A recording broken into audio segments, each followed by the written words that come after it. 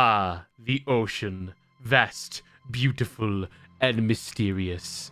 Brutal, unforgiving, and violent. Few forces in nature have captured humanity's attention quite like the sea. It's a wholly alien realm to us surface dwellers. That same alien-like nature has been the premise for countless terrifying video games, stories, and movies. I mean, look at Echo the Dolphin. That's scary. Many gamers dread going into the ocean, and usually for good reason.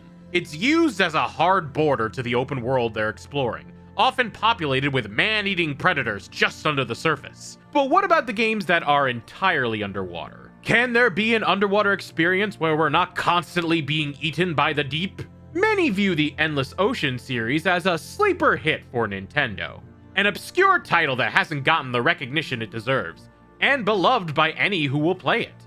The premise is simple enough. You are taken on an ocean voyage where your character can safely explore every crevice, nook, and cranny the ocean has to offer.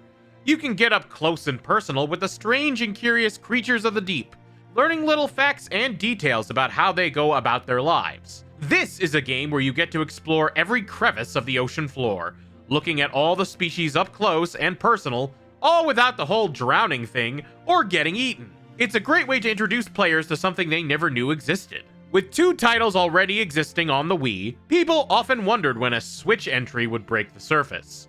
Fortunately, this year, we got to see exactly where the Switch would take this beloved franchise. Enter Endless Ocean Luminous, the latest entry in the ocean exploring journey now on the Nintendo Switch. Finally, after playing the Endless Ocean franchise for the first time, this entry on the Switch kinda leaves me a bit torn, to be honest. I get that the series itself is pretty niche, but this latest entry hasn't been doing too great with reviews. While I try not to let other opinions color my own enjoyment, I'm not gonna lie, I feel a bit mixed with Endless Ocean Luminous going in. But despite the influence of critics, I set out to play the game for myself, and see if I couldn't catch the joy this series has brought to so many others. What are my thoughts on this game? Let's find out. The main menu opens up with 3 options: diving with friends, diving solo, and story mode. It's a little odd that they put story mode so out of the way.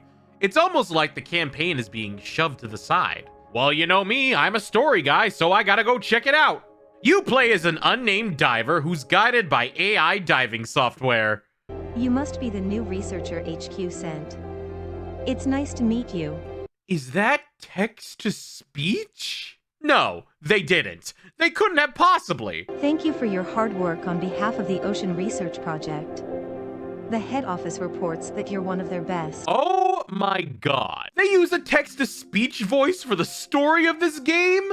I almost couldn't believe it at first. Like, I thought they just had a great voice actor that could mimic an AI voice well, but no.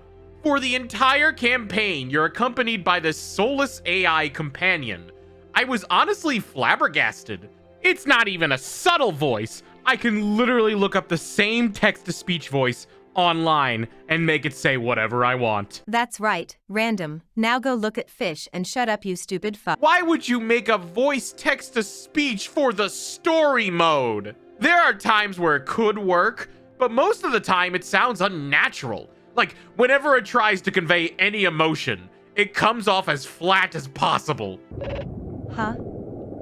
This AI voice can't capture the same inflection a human can. It's super distracting and it broke my immersion more than a few times. They really couldn't have hired any other voice for these lines? Anyone? I could probably get 3 different voices here. Tasseled wobbegong. This shark is wide and flat. Its color and pattern blend into the sand or reef where it lives, making it hard to see. Its wide mouth, filled with long, sharp teeth, extends around the front edge of its head. The mouth is surrounded by lengthy beard-like tassels that imitate seaweed. Watermelon, what are you doing in my recording booth? Don't worry about it. Okay, not all of those worked perfectly, but they still were better than text-to-speech. Come on! I'm sorry for spending so much time on this. It's just, in a world where AI is replacing actors and artists, it's really infuriating to me. Not to mention, it just doesn't sound good, and it comes across as incredibly cheap. But aside from that, what's the story mode like? Well, story mode is kind of a stretch, especially in the beginning. It feels more like a tutorial. There's a plot thread about the great coral that we have to save it from dying or something, and we do encounter these larger-than-life fish that we have to scan, but it all just sort of happens. There's no storytelling, no pacing, just this happens and then the next thing happens, rinse and repeat. There's also this rival diver character named Daniel, who honestly acts like a cocky screw-up in everything he does. And I got annoyed by him very quickly. But credit where credit is due, he doesn't talk with a computer voice. Instead, he speaks with bubbles. A bit out of place, but there is a charm that reminds me a bit of Banjo-Kazooie character sound effects. Eventually, you get far enough along that the rest of the chapters are locked, and you have to play the other modes and scan sea life to progress. By this point, I was getting a bit sick of how bland story mode was anyway, so this was a welcome change. Alright, let's try solo diving this time. Oh hey! Look, I'm diving! You actually just kind of free roam here, exploring the ocean and scanning all of its inhabitants to try and find as much sea life as you can. The sheer number of different creatures in this game is astounding. Apparently, the money they saved by not hiring voice actors obviously went into making each species as accurate and realistic as possible. There is species upon species of fish for you to find. You could scan them, get up close to get a good look, and even take pictures. It's nowhere near as complex nor as fun as, say, new Pokemon Snap, but it's still cool. I enjoyed uncovering each part of the map and finding all the underwater dwellers I could manage. Seriously felt like there was a 90% chance a new species was around every corner, as well as a 100% chance I couldn't pronounce their name. Each new find was breathtaking and interesting, especially the larger creatures like the humpback whale. I was caught off guard by how awesome it looked swimming through the water. It made me appreciate the beauty of the ocean. It really feels like you're underwater as you're exploring your surroundings. And there was a lot to see apart from the critters. The coral reefs, undersea landmarks, and sunken ships each look spectacular. As pretty as the game is, a part of me wishes this game had a bit more color to it, as the visuals can tend to be more on the gray side. But they seem to be going for a more realistic approach. Oh, look! Here's one of those realistic looking creatures I can actually pronounce. Thanatos. Well, it's better than this. Jeez, look at this guy! He's terrifying! In fact, a lot of these creatures in the undersea deep look absolutely monstrous. Who knew the ocean was the stuff of nightmares? Everybody knows random.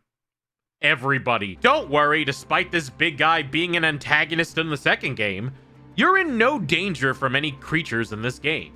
Games like Subnautica, for instance, encouraged exploring, but left me terrified as a result. The moment I saw a Reaper Leviathan, I never wanted to leave my base. But with this game, since you are literally just observing, I knew I could explore as much as I wanted. I even found myself exploring the darker, scarier parts of the map. Sure, it was a little tense at points, but I knew I was going to be okay. It lent to a very casual experience, and I even learned a thing or two. Each scanned species will give you several details about them. Obviously, there's the name I can't pronounce, their real-life visual representation, length in centimeters, facts about their biology, and... Stonefish can be found even in very shallow water. The tough spines... Oh no, the speech voice is back! There are 352 quintillion gallons in the ocean, and it still found us. At least this feels like a proper use for it. Stay away from emotional dialogue, lady. You belong in a classroom putting kids to sleep. To be fair, there are over 500 fish in this game, and having one voice actor record a paragraph for each one, yeah, that would be very expensive. Why have a narration at all here? Just let us read the text. It would be much easier. Perhaps the narration is there for a younger audience, or maybe it's an accessibility thing. But hey, I learned that you could turn off the voice entirely, which is what I did for the remainder of the game. Testing communication systems. Can you hear me? Testing. Strange creatures aren't the only thing you'll find in the waves. There's a lot of collectibles, too. Man, I knew the ocean was polluted, but this makes Ariel's treasure trove look like a joke. There really isn't any rhyme or reason to collect these things. It's just a bunch of random neat things on the ocean floor. The experience you get from scanning fish and collecting objects can be spent to level up or customize your diver. You can get different colored gear, and even some emotes to use during each dive. I made my diver hot pink, because everybody knows only true men wear hot pink. Also, to be fair, it's not just junk you collect. There are some really neat ancient relics referred to as the mystery board. Their items are scattered about regardless of what dive mode you're in. There are some fun and interesting stuff to collect, and it doesn't distract from the main objective. In the end, you're still looking at fish. So that's 2 modes down. What about group diving and diving with friends? That's the main objective. That's the first one we see right there. That's gotta be the best one, right? It's basically solo dive, but with, you guessed it, friends. But Endless Ocean takes a slightly different approach compared to other Switch titles with grouping your friends. Instead of using friend codes, you get a diving area code that you type in to join a random diving area. You and whatever random people you're swimming with will be planted at different diving spots on this huge map. And until you find your buddy, you won't be able to see where they are.